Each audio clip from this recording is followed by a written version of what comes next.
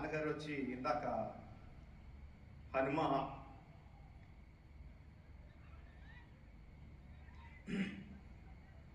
వెనకాల ఉంటాడు, గుండెగట్టి నడిపిస్తాడు అని చెప్పారు. ఇలా అయిన వెంటనే కోపం వచ్చింది, ఇదేనా నడిపించేది అని. మా ఆవిడకి హనుమంతుడు అంటే చాలా చాలా ఇష్టం. ఫ్రెండ్ లాగా బిహేవ్ చేస్తుంది, మాట్లాడుతూ ఉంటుంది.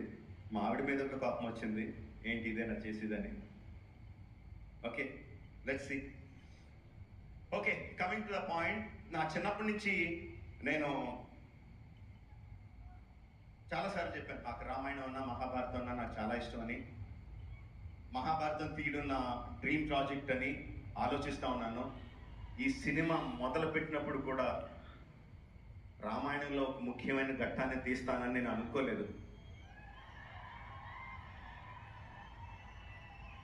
బట్ ఒక్కొక్క సీను రాస్తుంటే, ఒక్కొక్క డైలాగ్ రాస్తుంటే, ఒక్కొక్క షాట్ ఊహించుకుంటుంటే ఐ ఫెల్ట్ అంటే అదొక ఎథీరియల్, నేను నేల మీద నడవట్లేదు, ఎక్కడో గాలిలో ఉన్నానన్న ఫీలింగ్ వచ్చిందండి.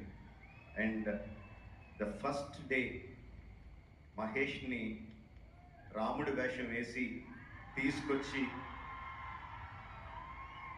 ఫోటో షూట్ చేస్తుంటే I had goose bumps.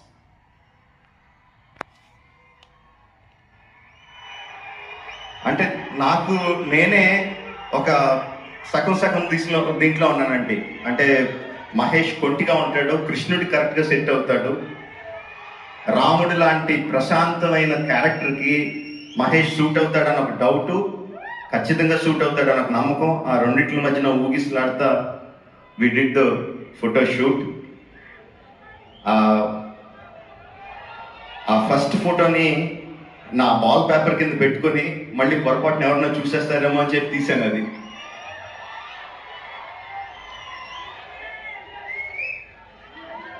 We had a great time అండి షూటింగ్ ఫర్ దిస్ ఎపిసోడ్. ఒక 60 days షూట్ చేసాం, రీసెంట్గానే కంప్లీట్ అయింది. Every day was a challenge. అంటే ఆ ఎపిసోడ్లో ఒక్కొక్క